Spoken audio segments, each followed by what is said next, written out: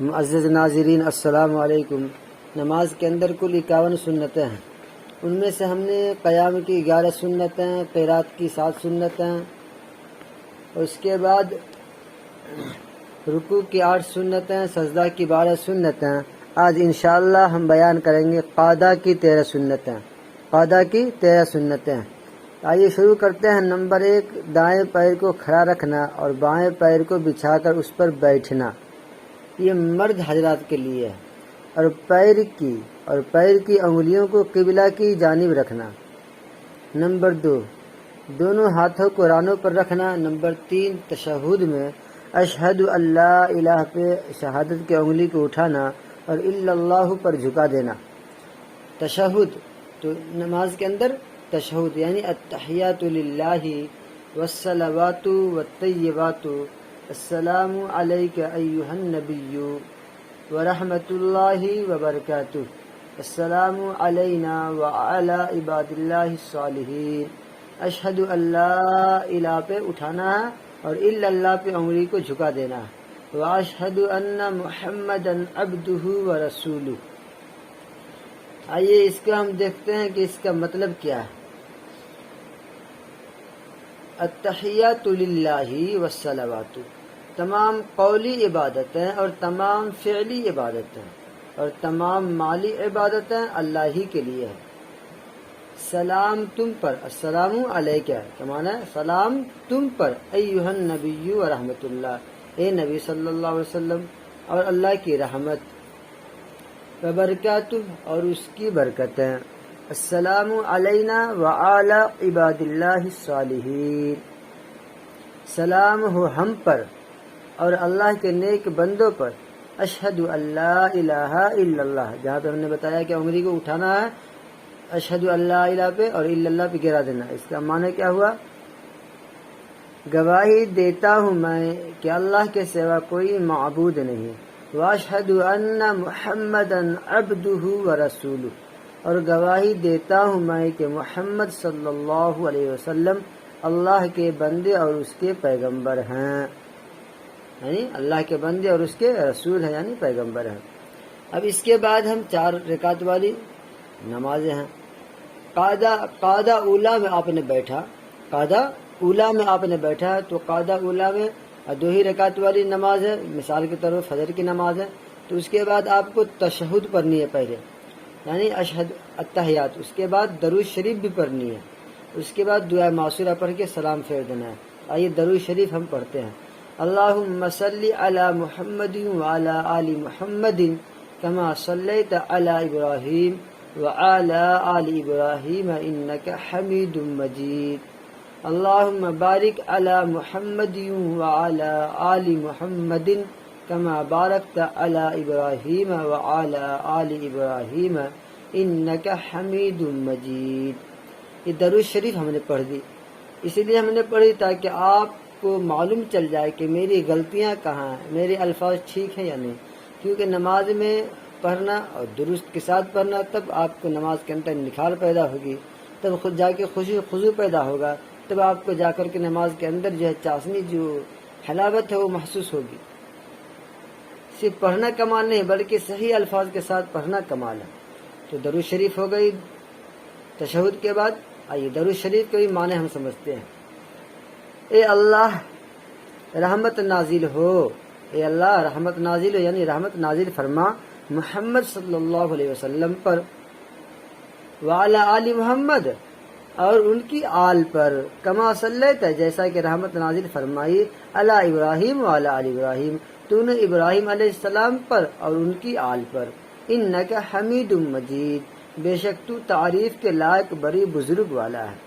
اب آئیے اسی کا دوسرا پارٹ، اللہم بارک علی محمد، اے اللہ برکت نازل فرما محمد صلی اللہ علیہ وسلم پر، وعلی آل محمد اور ان کی آل پر، کما بارکت علی ابراہیم وعلی آل ابراہیم، جیسے برکت نازل فرمائی تو نے ابراہیم علیہ السلام پر اور ان کی آل پر، انک حمید مجید، بے شک تو تعریف کے لائق بڑی بزرگی والا ہے۔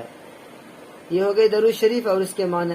لیکن نماز کے اندر بہتر اور افضل یہی ہے کہ یہی درود پڑھا جائے، کیونکہ اس کے اندر ابراہیم علیہ السلام کا بھی احسان میرے حبیب صلی اللہ علیہ وسلم کے اوپر وہی ہے، بہت ہے، اسی لیے یہی درود پڑھی جائے تاکہ دونوں کے اندر اور دونوں کے آل اولاد کے اوپر سلام بھیجی جاتی ہے۔ اب آئیے درود شریف کے بعد جو دعا معصورہ پڑھی جاتی ہے تو نماز میں بولنا نہیں ہے درود شریف پھر اللہم صلی نے، صرف پڑھنا شروع کر دینا، تشہد بھی نہیں بولنا، بس التحیات للہ، اسی طرح دعا معصورہ بولنا نہیں، درود شریف کے بعد کو دعا نہیں بولنا بلکہ شروع کرنی ہے دعا، وہ دعا جو قرآن و حدیث سے ملتی ہو، یعنی قرآن و حدیث کی متشابہ ہو، جیسے اللہم انی ظلمت نفسی ظلما کثیرا ولا یغفر الذنوب الا انت فاغفر لی مغفرۃ من عندک وارحمنی انک انت الغفور الرحیم۔ اسی طرح اس کا ہی معنی مطلب آپ سمجھ لیجئے گا۔ اب اس کے بعد آپ کو کرنا کیا ہے؟ سلام پھیر دینا۔ کیا ہو گئی؟ نمبر 3 ہم نے بیان کر رہے تھے کہ نمبر 3 میں تشہد میں اشہد اللہ الہ پہ انگلی، شہادت کی انگلی کو اٹھانا ہے اور اللہ پہ جھکا دینا ہے۔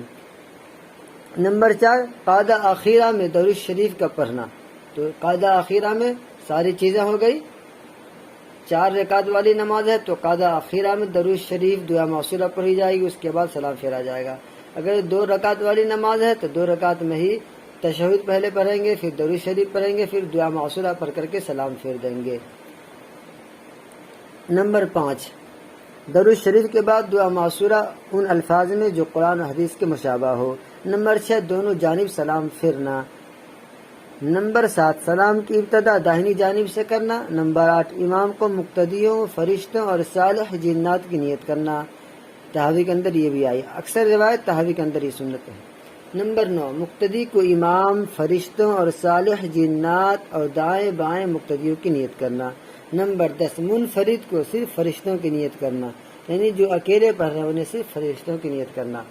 نمبر 11 مقتدی کو امام کے ساتھ سلام پھیرنا۔ نمبر 12 دوسرے سلام کی آواز کو پہلے سلام کی آواز سے پست کرنا، یعنی آپ نے پہلے سلام پھیرنا، لفظ سلام سے ہی نماز مکمل ہو جاتی ہے۔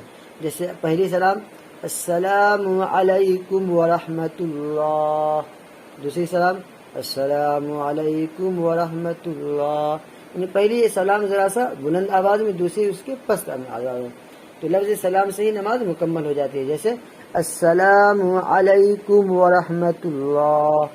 اب نمبر 13 مسبوق کو امام کے فارغ ہونے کا انتظار کرنا۔ مسبوق یعنی جس کی رکعتیں چھوٹ گئی، نماز چھوٹ گئی، اس کو چاہیے کہ امام پہلے دائیں جانب سلام پھیر لے، دوسرے جانب سلام پھیرنے لگے، اس کے بعد مقتدی یعنی مسبوق جس کی نماز چھٹی ہو وہ کھڑے ہو جائے۔